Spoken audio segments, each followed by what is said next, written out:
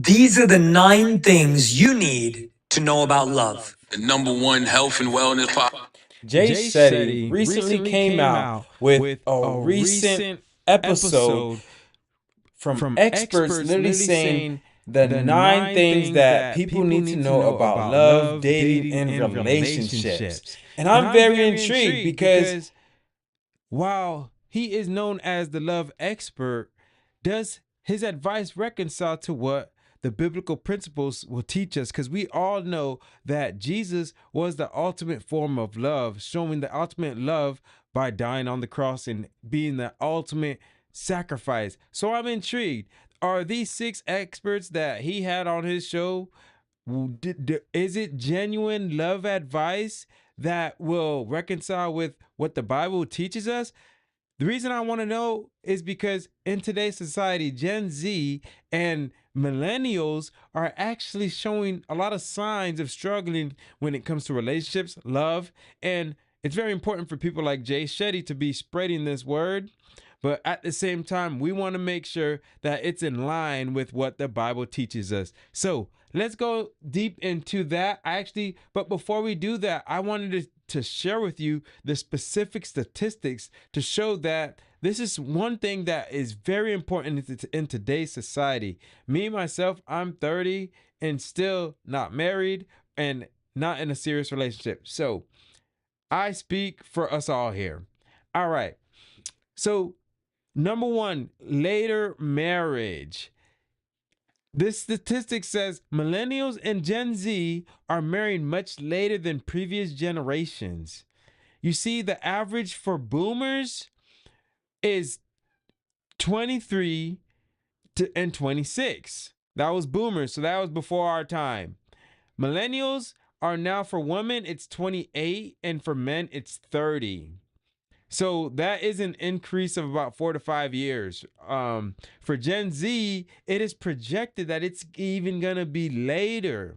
So if we continue on this trend, there may be a generation that they'll be getting married around 40 if our generation, the younger generation, doesn't really understand what love actually is. Second here, let's keep going. Rise of non-traditional relationships, open relationships, long-distance relationships, cohabitation without marriage are more acceptable and common. I would argue that, these are further away from the biblical teachings. More people identifying as LGBTQ plus than in any previous generation. Online dating, dominant, serial monogamy, and situationships. Mental health affects relationships. So millennials and Gen Z report higher levels of anxiety, depression, and stress, which can strain relationships, right? However, they're more likely to go to therapy and prioritize mental health in partners. So that's pretty good. Like I said, all these are very interesting facts. I could go over all of them, but I won't today.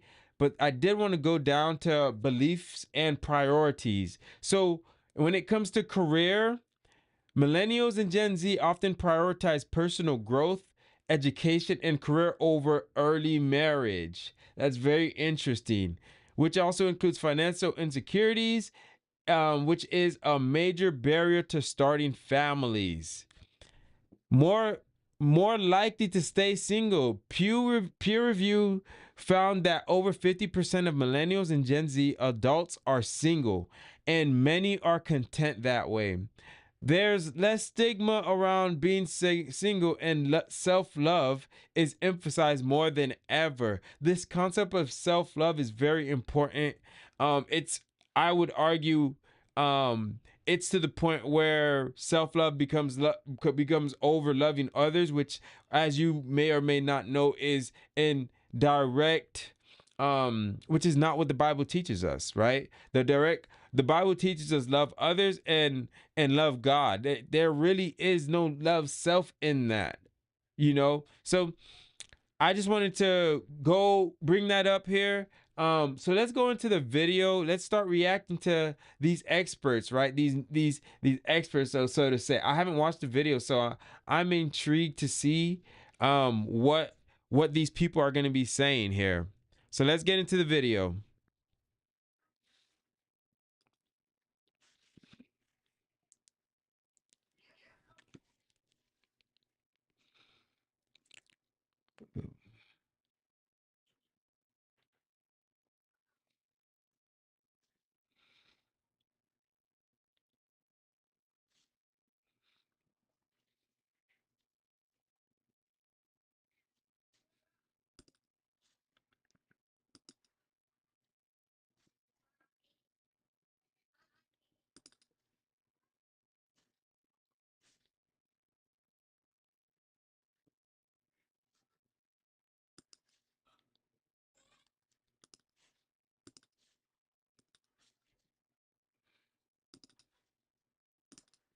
All right, so I got this the video up here. So let's go to the number one review here. So number one here. Number one, how do we know if someone is wasting our time? Whether it's a relationship that feels stagnant or a connection that just doesn't seem to be going anywhere, we need to recognize the signs. To break it down for us, we have Stefan Speaks. All right, so while this is playing here, while this commercial is playing here, I would probably say, I personally, I think this is actually a great topic. I think it's something that it's super hard, especially like for me, in my past relationships, I really like struggle with letting go, especially like when it comes to people wasting time. My most recent relationship, I felt like the person was wasting my time, but this is actually advice that I probably could have used a couple months back, guys. So I'm excited to hear if it actually reconciles to what the Bible actually teaches us. All right, so let's listen to it. Selling author. He's helped millions navigate love with honesty and self-awareness. Let's hear what he has to say. So to me, again, I think it always starts with self. And you have to be honest with yourself about, why are you still here? Why are you holding on? What's really driving you? Because, just use an example, let's say you're a woman and the only reason why you're holding on to this guy is because he's a nice guy. You don't feel like starting the process over with somebody else. So even though you're not feeling it with him, you figure, let me try to make it work. You're wasting your time.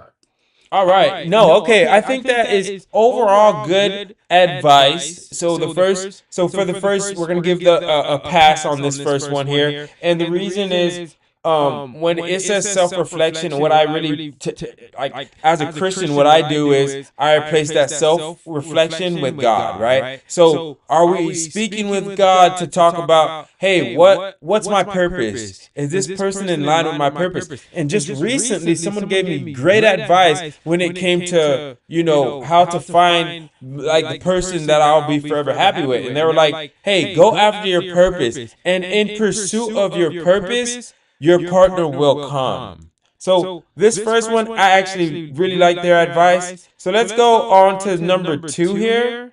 We're not going to listen to the complete thing, but it's going to be Number two, how do we know if what we're feeling is true connection or just chemistry?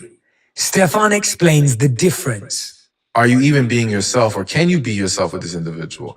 If you're presenting your representative, then this is not a real connection. This is them falling for that person that you're presenting, but that's not real. So, all right, I have to go back. I completely like missed Number two, how do we know if what we're feeling is true connection or just chemistry? Stefan explains the difference. Are you even being yourself, or can you be yourself with this individual? If you're presenting your representative, then this is not a real connection. This is them falling for that person that you're presenting, but that's not real. So to me, you should be already being yourself, but with that person you have a connection with, it's a more natural flow. We don't have to force it. We just feel so much more comfortable around them.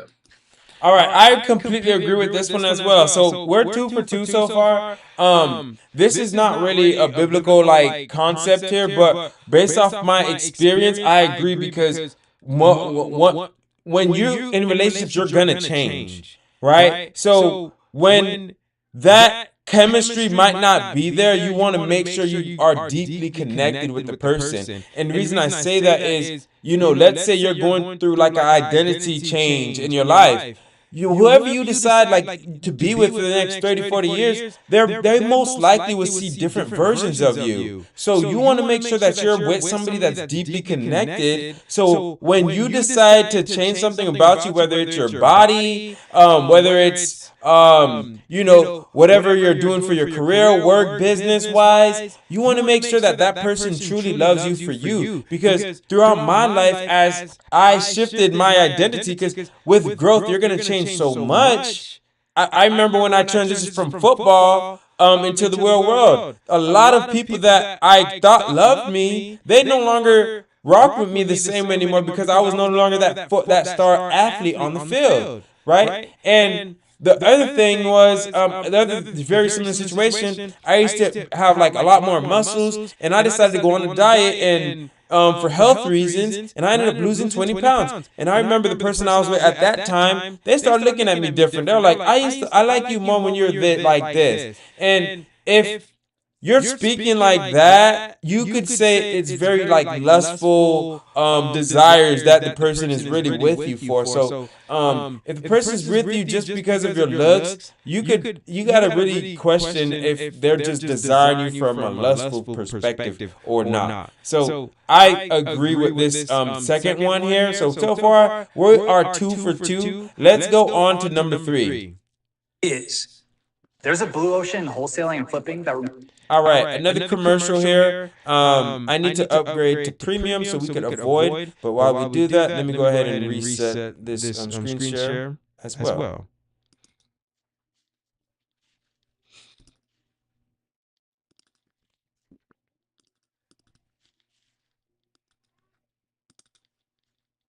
So we're on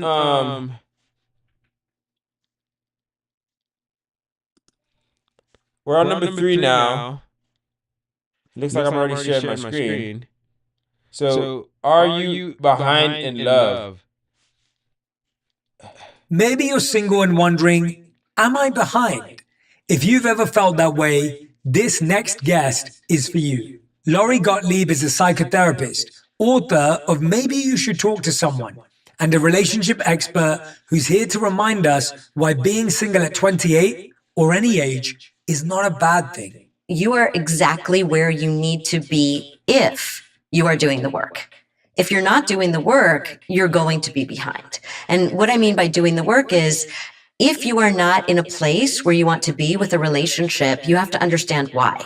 So are you examining what has not worked yet? Why, if I am single and I don't want to be single, what can I be doing differently? And so I think that's the important work. So you're not behind at all. In fact, you're probably ahead of people who are in relationships who have not done the work and maybe aren't in the right relationship or are in a relationship that's not going to last or isn't going well. Why is All right. So from a worldly perspective, I say it's good, but from a biblical standpoint, I would disagree because the thing is, the thing is with this is it was very big on what can I do for myself. And if I, from a religious standpoint, from a godly biblical perspective, I think sometimes we could often, look at ourselves as shameful and bash ourselves down. So you got to be very careful when it comes to looking at yourself as if you're not good enough, right? I think the other end of the spectrum on this is, leaning in on God and trusting that God's going to bring you people that that isn't aligned with your vision, your purpose for your life. So that's why I would probably I'm not going to completely disagree because you do have to work on yourself. Like, it's super important for you to work on yourself. If you're not actively becoming like the version of the person that you're trying to attract, then it's very hard to, have somebody, and that's ultimately why you're going to be single, is because you're not a version of you that you need to be. But at the same time, I know plenty of great people out there that are single, but and they've done plenty of work on themselves. So I would disagree that with this one, because it's like that's not the only thing to look at. And just for time, I'm sure that there's going to be more advice, but this is kind of like why I'm doing this, is so we're not just following people like a sheep, but we're also like really thinking about what is it that they're saying. So overall, good advice, but from a biblical standpoint, I would say that we need to seek God for counsel when it comes to who we're with, and then also seek God for counsel on the things that we actually have to work on in ourselves, and not just look at ourselves like, oh, this is what I want to work on, this is what I want to work on, this is what I want to work on. Instead of that, think, pray to God, what should I be working on right now? Because I think a lot of times when we think of being in control, that's where we get distant from God. All right? So that's why I would disagree on that one. But overall, good advice, but you got to be careful on how you interpret it. So let's go on to the next one. Another commercial. We're going to catch every single commercial until I upgrade, guys. So, I need to upgrade like ASAP here. Why is self-awareness so hard? Laurie's got some powerful insights on how understanding our patterns can help us build better relationships. We have this saying, we bury our unfinished business. We date our unfinished business too. So if you, let's say earlier in your life, you were around someone who, was neglectful, somebody who drank too much, somebody who lost their temper, somebody who wasn't honest, somebody who wasn't reliable. We think when we're dating as adults, like, I want the opposite of that. I want someone where I feel safe, secure, there's trust. But what happens is, unconsciously, again, if we haven't done the work, our unfinished business, we actually, our unconscious says, oh, you look familiar. Come closer. So on the surface, they don't look like that person.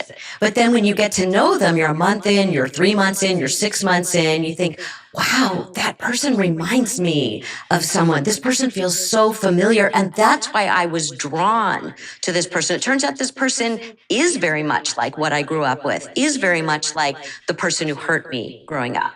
So if you do the work, you're able to see, oh, that person, I see why I'm drawn to them, but I'm not drawn to them in a healthy way. And then if you do even more work, you're not even drawn to those people anymore. Now you're drawn to healthy people, stable people, flexible people, emotionally generous people, people whose values align with yours. That's who you're drawn to. So you have to do the work. All right. I would say from a biblical standpoint, we're going to agree with her, but we're gonna change the word from working to getting closer to God, living in your faith, leaning in on God. Because the thing is, the key thing that she was talking about here is essentially, are we developing in our faith? So now we are getting counsel from God on the types of people that we need to be attracted to. Because when you are not in your faith, you're not getting closer to God, you're going to be attracted to all these people that are going to bring you away from God, away from your faith. And that's why the Bible literally talks about being equally yoked. Because you want to be with people that are equal in your faith. So people aren't bringing you down. And so overall, I think it was great advice. Like I said, this is worldly knowledge, but there's always a lesson to be taken from it. So I think overall that was good advice. All right, so let's go on to number self-aware, attract the right person. I think it's number 5. Let's try number 5. Number 5. What if we keep attracting the same? All right. I need to reset this so you guys can see.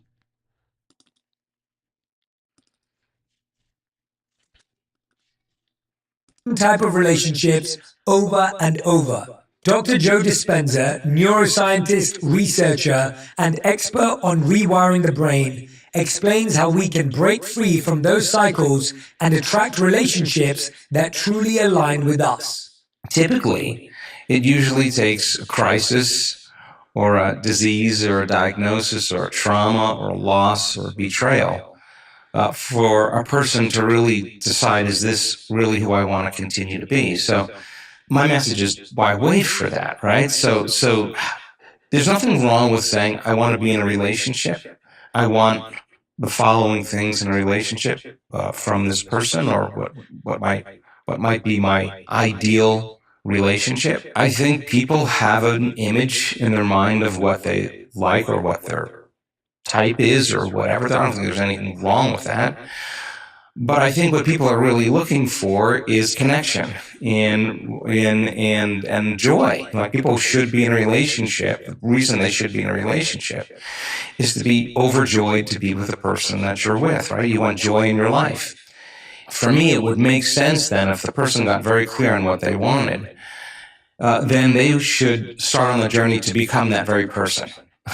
They should really work on being that very person that they want. So there would have to be some change that they would have to make in order to be worthy enough to create a person that they would attract in their life. And we cannot attract anything in our life that we feel separate from.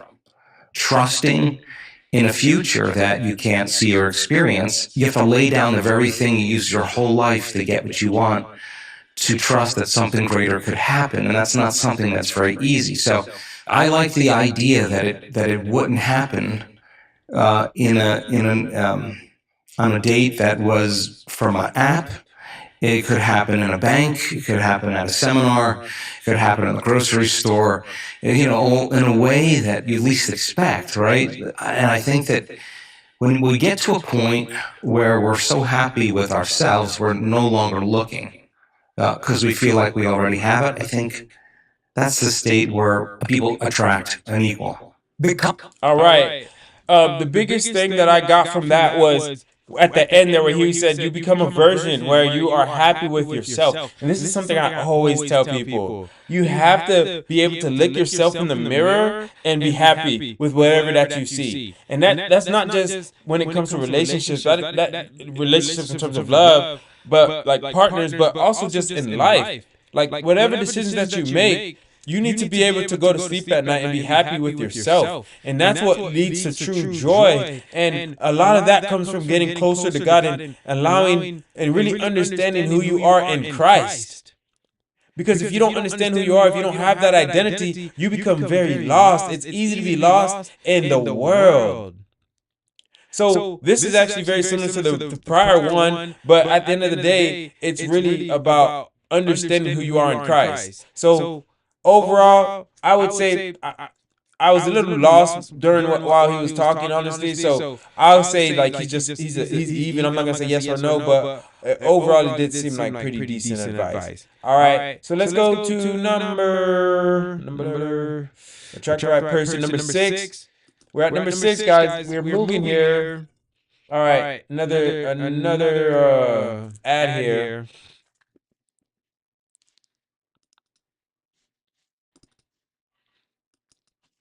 All right, so we are on number.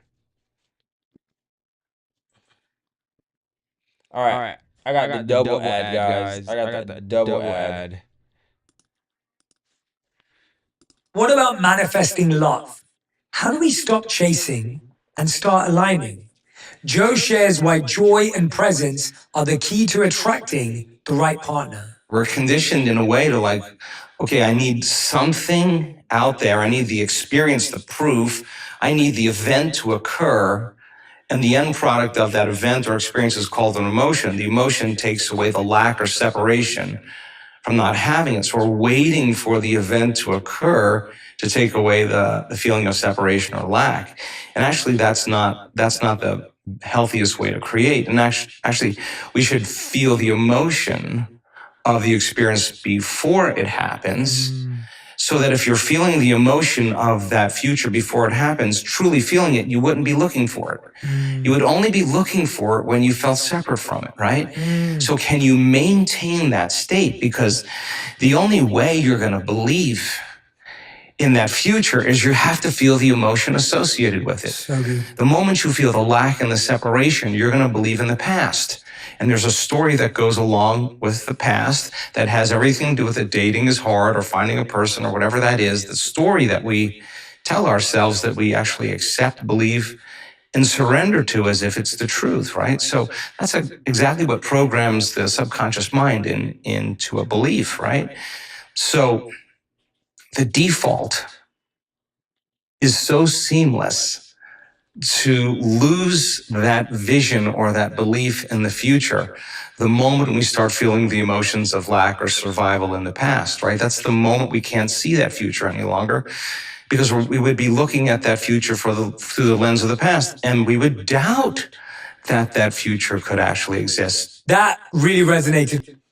All right, guys. Jay said he just said that resonated with him, and I would say that 100% resonated with me as well. That was amazing advice. I was a little lost at first, but the more and more he started talking about the emotions and how you should have those emotions that you're looking for in your life now and not be chasing, like that hit deep, because I think a lot of times when we are operating out of a place of lack and feeling like we don't have enough, that's when we start, fiending, we start chasing, we start acting like, it's impossible to find something, and then we start and then when you do find something, now you're leaning into that person to fulfill that void in your life. But that's not why that person is there. That's why God is there. God's supposed to be helping you fill that void, whatever that is, whether it's loneliness, depression, anxiety.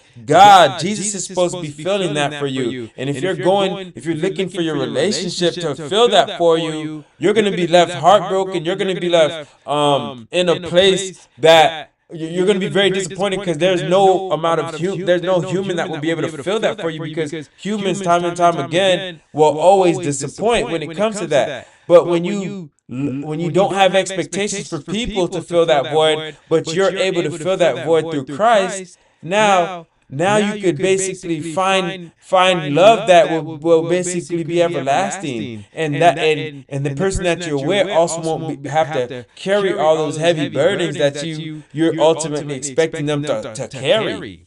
So that was amazing advice.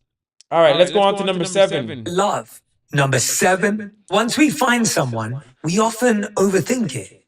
Is this the one? Is there someone better out there? That's where Matthew Hussey, relationship coach and New York Times bestselling author, comes in. He's been coaching people for years on how to make love work without the mind games. Sometimes we're wanting something else because there's, the person that's in front of us isn't compelling enough. There really is something lacking in that relationship. Mm-hmm. But I do think we have to ask ourselves, what are the things that I really must have for an amazing relationship? I'm not there's the one out there kind of a person. I've never been that way. If anyone looks back through my videos, and you know this because we've spoken about it, back when I was single, I've never been a... All right, another commercial.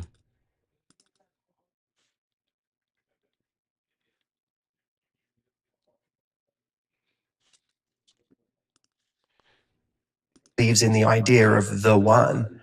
So I think that it's finding someone that we look at what's really important to us, not what's important on an egoic level. Because I think a lot of the things that make us question whether this person is right for us are ego-based. I don't think they're based on how we feel around this person.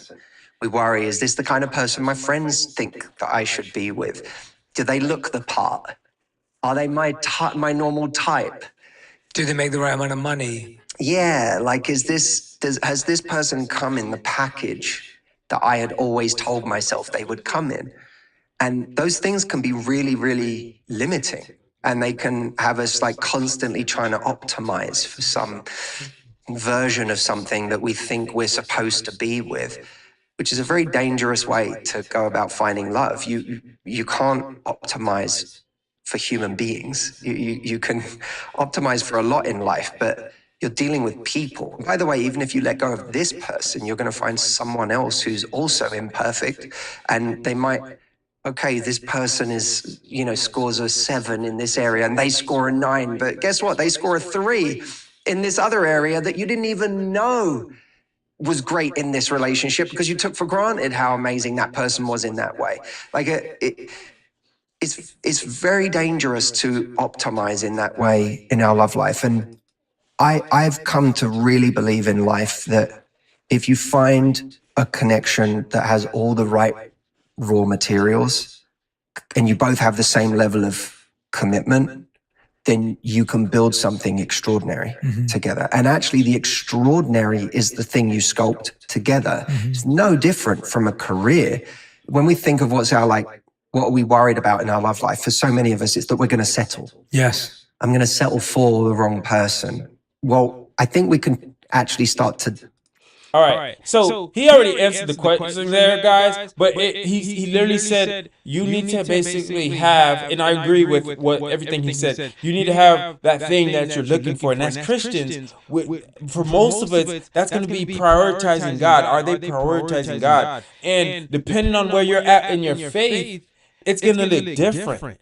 I remember at first I was dating somebody and I was like, oh, I just need them to go to church. And then after a while I was like, oh, I don't need them just to go to church. I need them to really be deep in their faith, really be pursuing God and everything that they have, right? And really holding themselves to certain standards. And that's kind of what he's explaining right here. And what he also said, one thing that's super important is do not allow the world to determine who your partner is. That's essentially what he was saying, and it relates to, the spirit versus the world, right? Are we allowing the thoughts of, oh, what is this person going to think of who I'm with?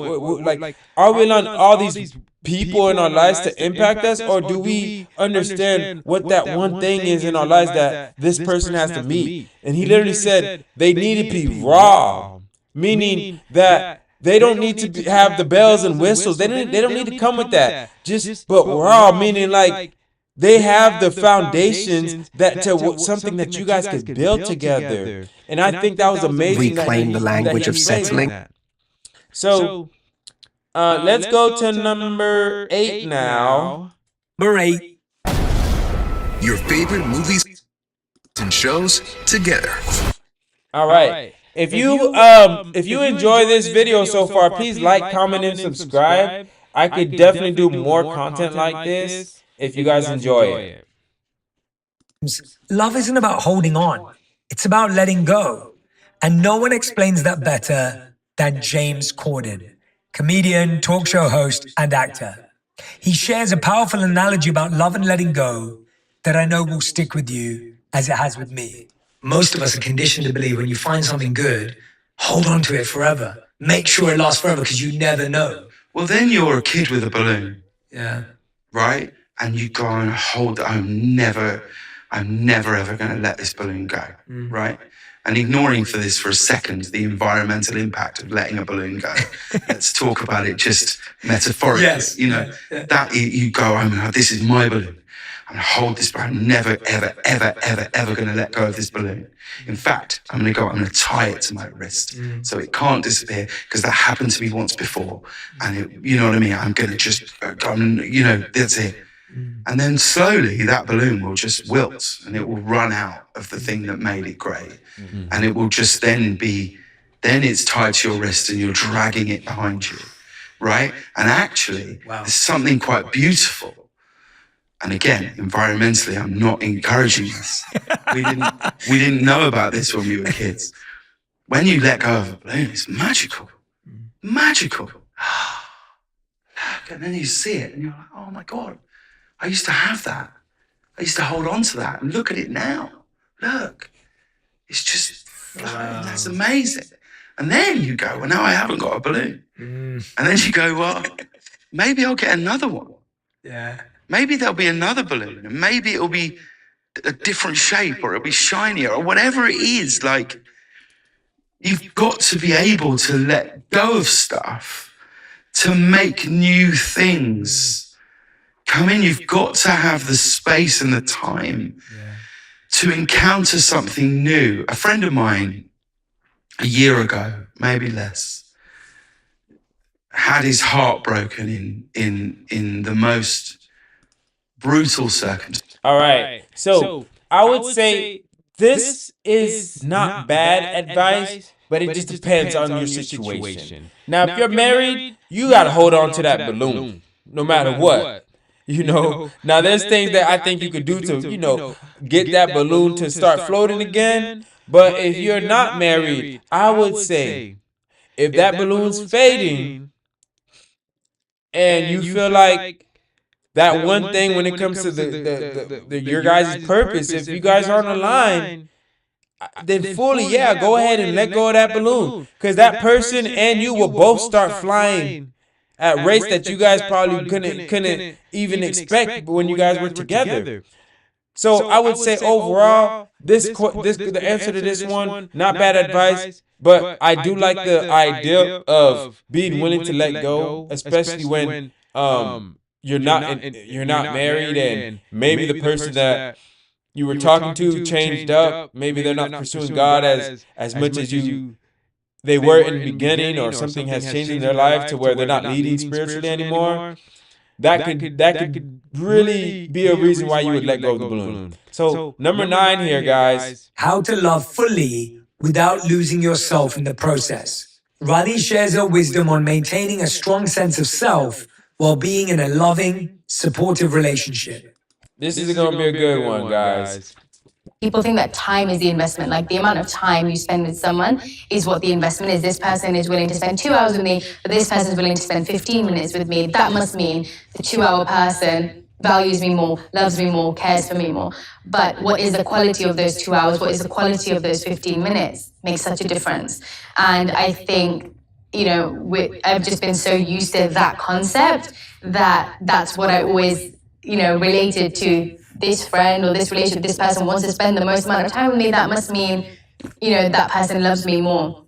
And so I think that's something I really changed, because you can feel so much more fueled from a 15-minute interaction with someone and loved with presence than you can with, 2 hours of someone's distracted time. And that's something I'm still working on as a person, or being someone who's present. I think it's something I've really, I've been up and down with it. There are different times where my mind can just, go everywhere and do everything and not even be in the same room as everybody else that I'm in the room with. But So when a client comes to us with an ask to launch an influencer marketing campaign, the process is pretty streamlined. So what we'll do is we'll get into the popular thing. I think it's something that I know it's I want to be working on, and something I want to be improving on. I think a lot of people love people being dependent on them. Definitely. Because it gives them a sense of significance. Definitely, especially if you don't know.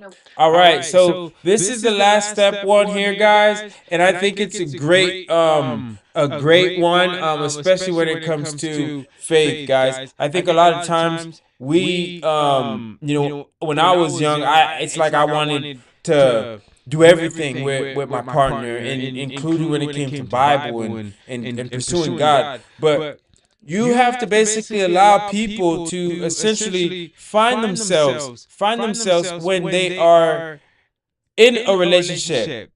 They need to be able to find themselves without you. So when you guys do come together, you guys are even more strong and powerful. You don't want to become too dependent, because you guys aren't married yet. If something happens, you don't want to be spiritually connected to the point where you can no longer move forward. So I think that's a very good and healthy balance, and it also keeps you to always prioritize God. Whether you're married or not, God comes first. So, as you're working on pursuing God, that's going to always be the main thing. With or without your partner, you need to be able to pursue God. So that was a great 9 overall. Most of them were great advice. So Jay Shetty, he's obviously great at what he does, and he has amazing people. And I just wanted to give you guys the biblical perspective of some of this stuff that you're hearing.